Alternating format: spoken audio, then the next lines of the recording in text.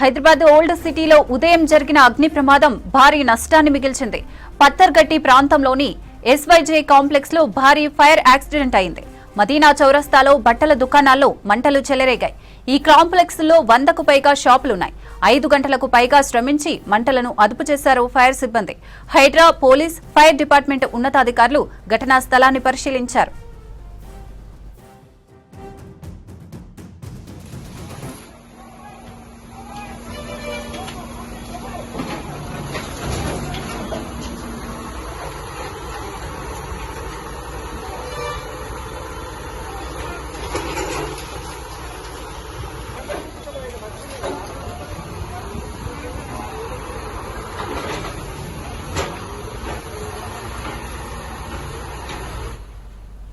ప్రమాదంలో ఎవరికీ ఎలాంటి ప్రాణ నష్టం జరగలేదన్నారు district fire officer Venkanna.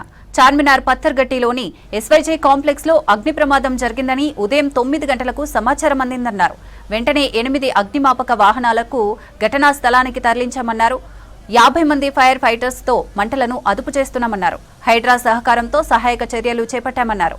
Complex లోని పక్క షాపులకు మంటలు వ్యాపించకుండా చర్యలు తీసుకుంటున్నామని చెప్పారు వెంకన్న.